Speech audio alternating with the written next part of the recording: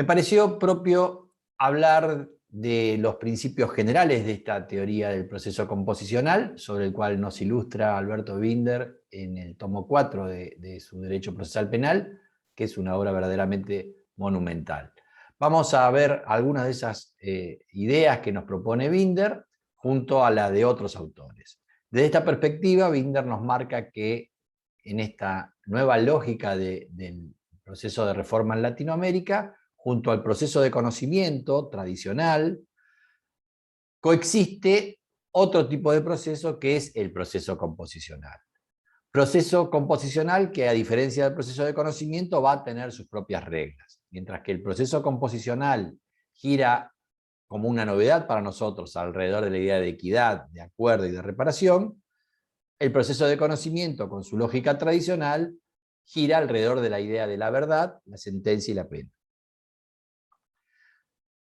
Este cambio y convivencia de modelos es consecuencia de que hemos virado en todo el proceso de reforma en Latinoamérica del tradicional paradigma del orden hacia el paradigma de gestión de la conflictividad.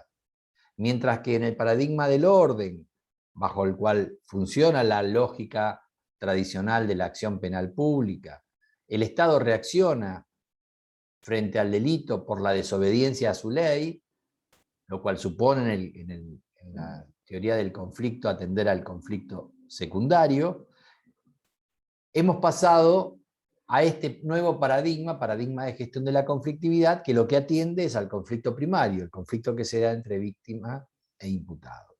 Desde esta perspectiva, normativamente en estos nuevos modelos, en el Código Procesal Penal Federal, así lo dispone el artículo 22, suscribimos este nuevo paradigma de gestión de la conflictividad, que supone también un giro desde el derecho penal infraccional propio del inquisitivo a este derecho penal del conflicto.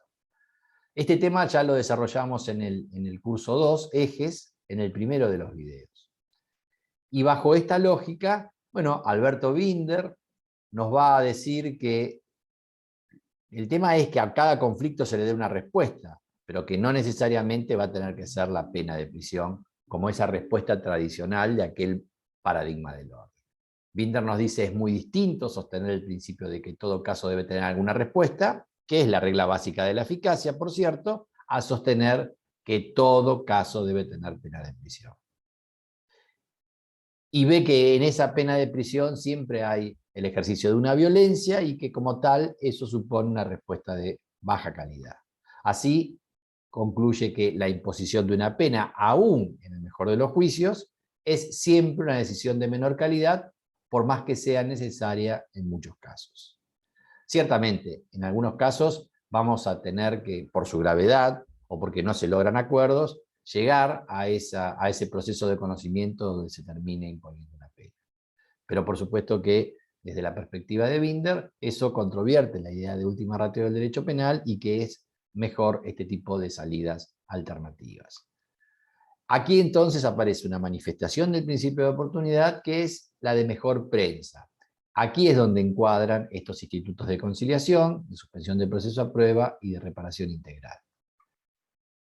Esta es, como les digo, bueno, la expresión del principio de oportunidad de mejor prensa, de mejor calidad, porque junto a esta manifestación aparecen las que ya vimos. Vimos que hay, bajo la lógica del principio de oportunidad stricto sensu, bueno, un desechar el caso.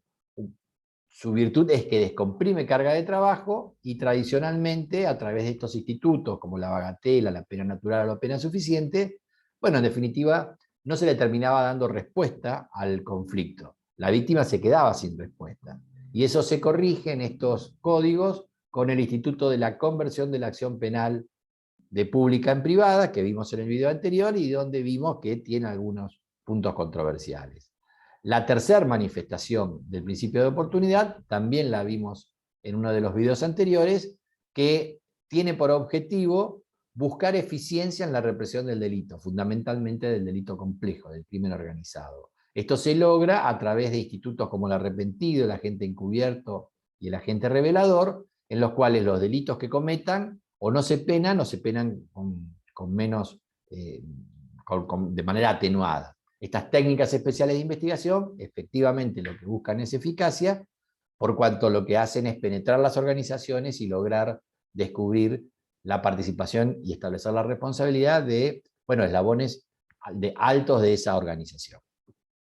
Pero como vemos, bueno, estas respuestas alternativas son las que no tienen ninguna crítica, porque esta idea de técnica especial de investigación, bueno, es cuestionada desde algunos sectores por cuanto se piensa en que el Estado no puede utilizar las mismas herramientas inmorales que utiliza la delincuencia. En fin, como conclusión podemos decir que las medidas alternativas son la mejor opción. Y lo son porque brindan estas respuestas menos violentas, realizando la última ratio del derecho penal, porque brindan respuestas que son de mejor calidad, tanto para la víctima como para el imputado, que son los dos protagonistas centrales dentro del conflicto, pero también brindan una buena respuesta para la sociedad. Y finalmente, porque estas buenas respuestas se pueden lograr a través de estos institutos, como manifestación del principio de oportunidad, en tiempos tempranos, durante los primeros momentos incluso de la investigación penal preparatoria. Coincide con esta idea de que las medidas alternativas son la mejor opción Anthony Duff, quien elabora la teoría de la comunicación del castigo penal, considerando que la finalidad principal del castigo es lograr una comunicación bidireccional entre la comunidad y el delincuente. Desde la comunidad hacia el delincuente, lo que busca esta idea del castigo penal es comunicar una censura contra el delito cometido y lograr el entendimiento de la ilicitud del delito. Desde esta perspectiva, reafirma la vigencia del derecho. Y por el otro lado, en esa bidireccionalidad, la comunicación que se establece del delincuente hacia la comunidad es una comunicación de disculpa y de reparación. Bajo esta lógica, Duff concluye que efectivamente las medidas alternativas son un castigo más constructivo. Por un lado, porque bueno, supone una reparación por lo hecho, con lo cual, bueno, desde esa perspectiva, la sociedad se siente, bueno, restablecida en su armonía y la víctima, con esa reparación, satisfecha en sus intereses. Y además, porque logra que al no aplicarse el derecho penal tradicional, que es la pena, se mantiene al individuo, a la persona imputada, en la sociedad, evitando su exclusión. Porque efectivamente la criminalización tradicional de la pena de prisión, bueno, en muchos casos lo único que logra es exclusión social, incluso mayor exclusión social cuando además se aplican esas penas a personas vulnerables que ya de por sí están excluidas. Desde esta perspectiva, entonces, se reafirma desde esta lógica de Duff que las medidas alternativas son una excelente solución para los conflictos que hoy el derecho penal debe afrontar bajo esta nueva visión del paradigma de gestión de la conflictividad. Y pensando en cuáles son esas diversas formas de reparar con estas medidas alternativas, esta idea de justicia restaurativa, bueno, ya Mayer, en un trabajo en 1995, nominaba varias de esas medidas que las englobaba dentro de la lógica de lo que él llamaba soluciones conciliatorias. Y no solo estaba allí la reparación con la conciliación, sino también a él hablaba de posibles salidas terapéuticas, por ejemplo, respecto de personas que tenían problemática de adicciones por estupefacientes o alcohol, o incluso medidas educativas que podían incluir a estos consumidores sociales, o mismo, bueno, podrían ser gente que tiene problemas de manejo de la ira o de violaciones a derechos humanos o educación vial. Afirmaba que esas soluciones conciliatorias podían ser obtenidas por expresión de voluntad del propio autor. Y en este sentido, bueno, acá marcamos que entraría la reparación integral, que es unilateral, es por parte del imputado, sin que necesariamente requiera el acuerdo de la contraparte. Simplemente, si la reparación que ofrece es integral, hay supuestos en los cuales puede admitirse que esa es la solución en definitiva del conflicto. Agregaba que la otra forma sí es a través de un acuerdo, por consenso entre víctima y victimario, que son las formas más tradicionales de estas soluciones conciliatorias. Y también, como forma diversificada de las consecuencias, afirmaba que quedaban también englobadas dentro de estas soluciones conciliatorias lo que hoy consideraríamos el trabajo comunitario. Esto es, un trabajo o una prestación no en favor de la víctima, sino en favor del bien común, de la comunidad o incluso de una institución de bien público. Como vemos entonces, dentro de esta lógica de soluciones alternativas, aparece un universo diversificado de respuestas. Por un lado tenemos las soluciones conciliatorias, donde se ponen de acuerdo víctima e imputado. Tenemos la idea de la reparación, que puede estar incluida como una de las fórmulas de la conciliación, uno de los acuerdos, sea reparatorio, o puede también, como recién decíamos, pensarse en una reparación integral, unilateral, ofrecida por el imputado, y que operaría aún cuando no haya un acuerdo con la víctima. Simplemente lo que habrá que garantizar es que esa reparación efectivamente sea integral. Otras soluciones, como decía Mayer, serán salidas terapéuticas, otras educativas, trabajo comunitario. Todas estas medidas alternativas son mucho menos violentas que la tradicional respuesta de la cárcel, que queda como último recurso, como último remedio, sea para los hechos muy graves, donde nuestra teoría del caso será, si somos acusadores, ir a ese juicio oral buscando una pena, o para casos en los cuales no hemos logrado ninguna de estas otras salidas alternativas y termina entonces como respuesta, la respuesta clásica de un proceso de conocimiento. Reparando en esa obra que, bueno, Binder nos ofrece, allí él habla de, bueno, ciertos componentes de esta teoría del proceso composicional en este tomo 4. Así, Binder señala que el proceso de conciliación, como universo de estas salidas alternativas, está orientado a lograr un acuerdo.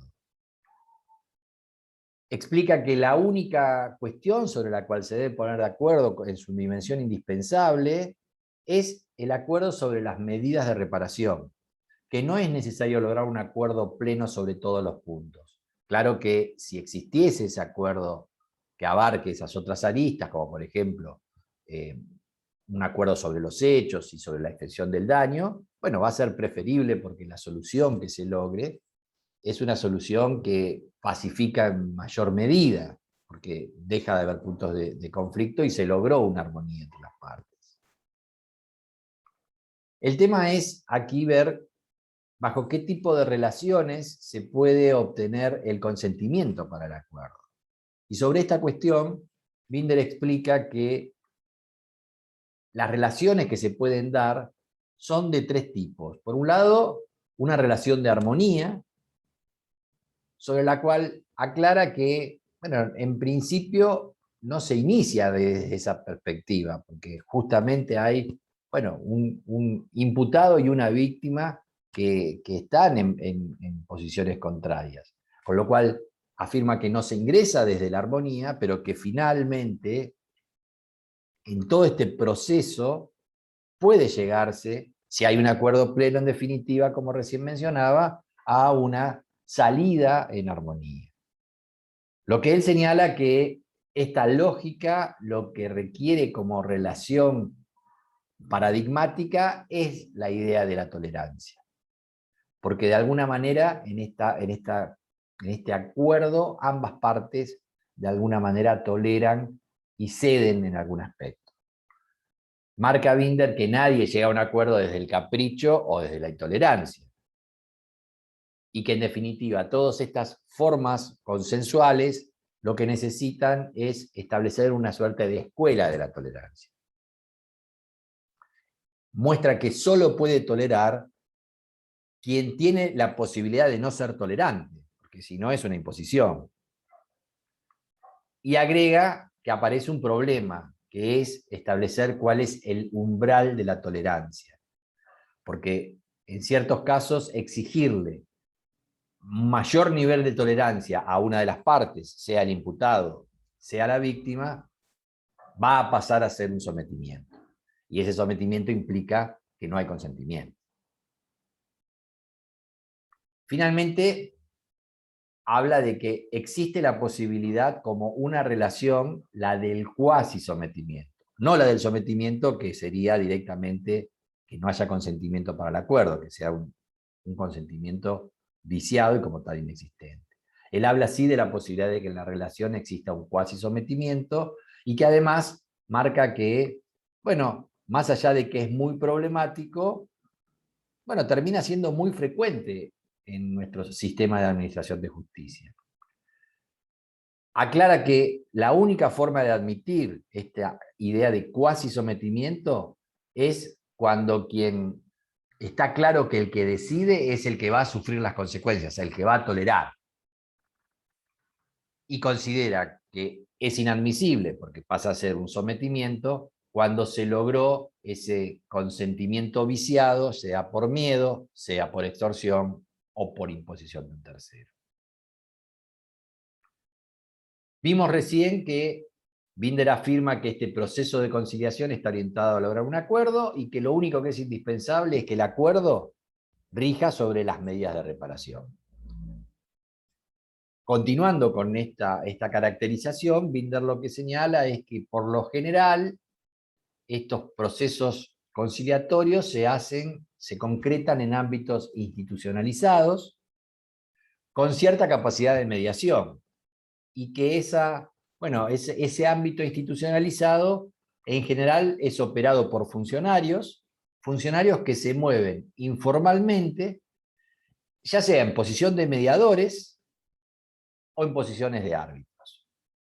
Y aquí, bueno, él marca que hay un problema, justamente recién decía que ese cuasi sometimiento puede ser consecuencia de esta actividad de los funcionarios en esos ámbitos institucionalizados, y hay que tener entonces cuidado sobre esta cuestión.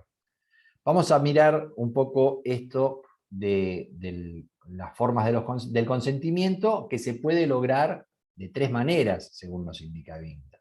La mejor de esas maneras son los procesos bajo conducción llevado adelante por mediadores profesionales. Binder aclara que esta es la verdadera mediación en sentido estricto. Se trata de un proceso informal, donde ese mediador profesional es un tercero neutral, que no tiene capacidad para imponer una resolución y que simplemente ayuda a las partes mostrándoles el camino del acuerdo para que logren ese acuerdo, que por supuesto tiene que ser aceptable por las dos partes, o sea, mutuamente aceptable. Binder marca que la mediación esta mediación en sentido estricto, es la mejor de las formas de lograr estos procesos conciliatorios.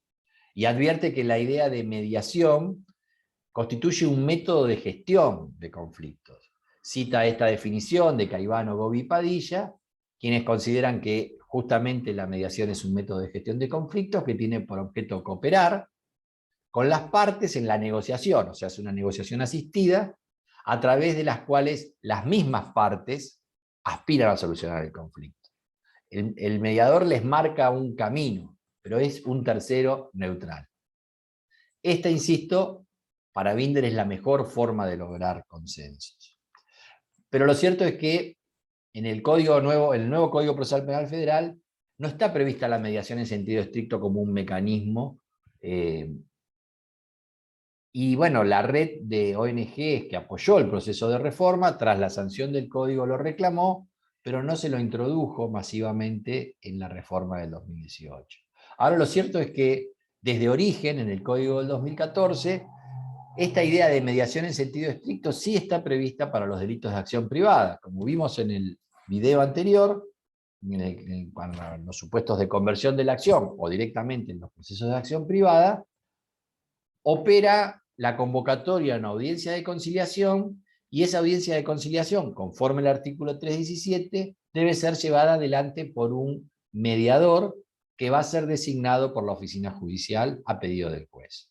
En ese sentido, en estos procesos de acción privada o en los de conversión de acción pública en privada, aparece esta idea de la mediación en sentido estricto. Y Maximiliano Jaraverdián, en esta obra, La disponibilidad de la acción en el Código Procesal Penal Federal, publicada por ADOC, señala que la conciliación se puede facilitar con ayuda de terceros mediadores, o sea, introducir esta lógica de la mediación en sentido estricto a través de estos mediadores profesionales. Y dice que eso se puede hacer aún a falta de regulación legal expresa, por ejemplo, para los procesos de acción pública, con la lógica de que lo que no está prohibido está permitido. Y como justamente estos procesos de mediación, con la intervención de estos profesionales como neutrales, logra los mejores acuerdos, bueno, es interesante explorar esa vía. Ahora, volviendo a cuáles son las formas de conseguir estos procesos conciliatorios, a esta lógica de estos procesos bajo conducción de mediadores profesionales, que como dije, son los que permiten arribar a los mejores acuerdos, Binder marca que hay otras dos maneras.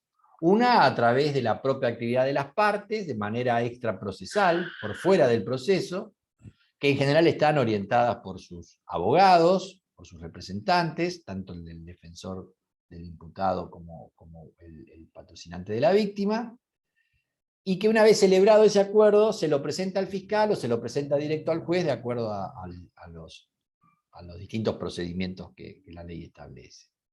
Y finalmente aparece una tercera manera de lograr estos acuerdos, que son a través de estos procesos convocados por fiscales o directamente por los tribunales y sin participación de mediadores profesionales. En realidad, ninguno de estos últimos dos, ni el que se realiza extraprocesalmente por la propia actividad de las partes, como estos que convocan los funcionarios, llevan la participación de mediadores profesionales, con lo cual perdemos la virtud que recién mencionábamos. Y reparando en estos últimos centralmente, que es en definitiva como la práctica forense orienta estos tipos de procesos, en muchos casos, lo que existe, según Alberto Binder, en realidad es lo que se denomina mediación-arbitraje, porque esos funcionarios intentan primero una mediación, pero si fracasa, pierden ese rol supuestamente neutral, que tal vez nunca lo tuvieron, cambian de posición y adoptan más una decisión que procura ser obligatoria, actuando como árbitro. Allí está la diferencia central con la mediación en sentido estricto, que el mediador es neutral y no puede imponer una decisión. En cambio, en esta mediación-arbitraje, bueno, la neutralidad no existe o se desvirtúa rápidamente y hay una vocación de los funcionarios de terminar decidiendo como árbitros, aunque finalmente pueda ser que no puedan imponer esa decisión normativamente.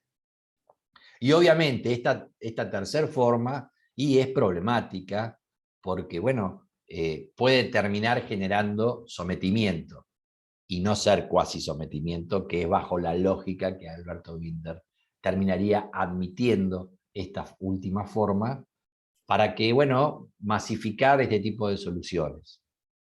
De hecho, en esta mediación-arbitraje advierte Binder que puede convertirse fácilmente en un proceso cuasi extorsivo. Y ese proceso cuasi extorsivo termina por ya sea debilitar o directamente anular la autodeterminación y producir acuerdos de baja calidad, en los cuales además no deberíamos admitir que está existiendo el consentimiento para ese acuerdo. Y eso, bueno, obviamente supone estar muy atentos a esta cuestión, para lo cual Binder exige que haya una necesaria vigilancia sobre cómo se ha prestado ese consentimiento. Y para que dentro de esta lógica de cuasi sometimiento podamos considerar válido el consentimiento otorgado para el acuerdo, Binder, en ese control, dice que tiene que quedar muy bien garantizado que ese consentimiento para el acuerdo sea un acto de poder personal, o sea, no de sus representantes, de sus abogados, de los fiscales, de los funcionarios, que sea un acto de discernimiento de quien tiene que prestar el consentimiento, que además tiene que estar bien informado ese consentimiento que va a prestar en punto a cuáles sus consecuencias. Y con estas prevenciones, entonces, bueno, cree Binder que podemos admitir ese cuasi sometimiento para poder masificar este tipo de soluciones. Pero claro, también Binder orienta las prácticas dando ciertas recomendaciones que hacen a, bueno, una prestación de un servicio de justicia con cierta sensibilidad. Binder dice que tomar decisiones con sentido humano puede ser muy difícil, pero que siempre ese es el mejor camino. Que es mejor camino que la toma de decisiones burocráticas, donde, bueno, a veces, bueno, los operadores del sistema tratamos de encontrar la solución que, bueno, más nos simplifican nuestro trabajo, y que en definitiva esas soluciones que son decisiones burocráticas, lo que hacen es esconder el problema o se desentiende de los intereses de los verdaderos involucrados, que son en definitiva bajo ese conflicto primario el imputado y la víctima, y obviamente se desentiende de las consecuencias reales de esas decisiones. Afirma que la mejor solución posible puede ser un camino arriesgado, puede ser un camino doloroso. Yo diría, puede ser un camino trabajoso, pero claro, es la mejor solución posible y esa es la que debemos adoptar para tener un servicio de justicia de calidad. Señala que todo este camino debe ser tomado con una clara responsabilidad sensible. La sensibilidad en los operadores judiciales, bueno, debe ser reivindicada. Y él marca que esa responsabilidad sensible es algo que les cuesta mucho a las organizaciones judiciales, que, compuesta por los operadores que tendemos a tomar esas decisiones burocráticas que mecanizamos y que, bueno, nos brindan una solución que es útil más para nosotros como operadores que para los involucrados en el conflicto. Esa responsabilidad sensible dice que Binder que, bueno, supone que dentro de ese conflicto tenemos que reconocer la humanidad de quien debe ceder, quien va a tolerar, si va a tolerar la víctima y va a tolerar también el imputado, tener la sensibilidad para que no se supere el umbral de tolerancia. Finalmente, Binder concluye que la frivolización de este tema es algo que nos acerca mucho a la crueldad o a la injusticia. Para ir terminando, bueno, vemos que toda esta teoría del proceso composicional irrumpe con una lógica nueva, las medidas alternativas que estamos considerando, la conciliación, la suspensión del proceso de prueba, esa conciliación lograda a través de procesos de mediación estricta preferentemente, la reparación integral de manera unilateral, pero que ofrece una respuesta que es siempre menos violenta, como todos estos mecanismos, que permite realizar última ratio del derecho penal, brindando estas respuestas de mejor calidad en tiempos cortos y que además permite descomprimir carga de trabajo ofreciendo esas respuestas de calidad, habilitando que el Ministerio Público, por ejemplo, reoriente, liberado de carga de trabajo a través de este tipo de respuestas, reoriente sus recursos, que obviamente siempre son finitos, para la persecución de los crímenes más graves, de los hechos de mayor dañosidad social, muchos de los cuales sí van a terminar con un proceso de conocimiento en búsqueda de establecer la verdad y aplicar una pena.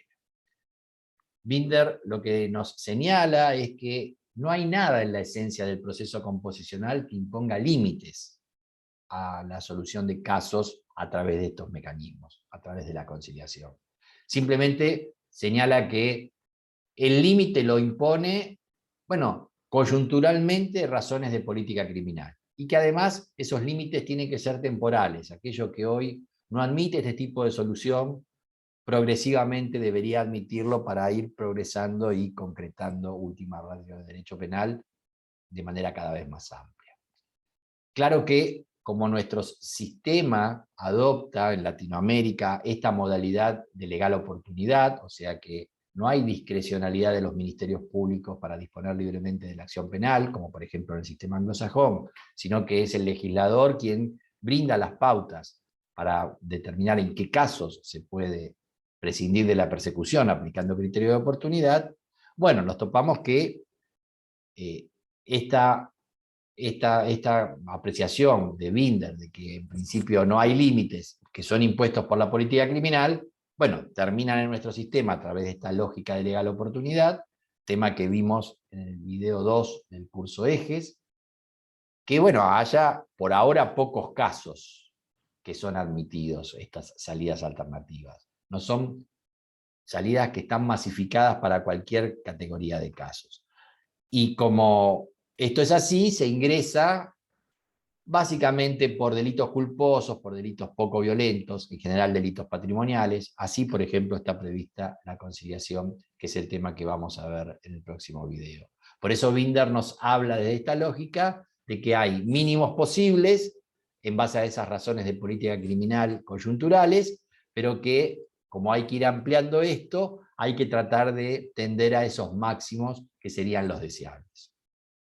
Bueno, en el próximo video vamos a ya, sentadas estas bases que hacen a la teoría del proceso composicional, involucrarnos en los institutos que han quedado pendientes respecto del artículo 30. Vamos a hablar en el próximo video específicamente de la regulación de la conciliación en el nuevo Código Procesal Penal Federal. Los espero en ese video. Muchas gracias.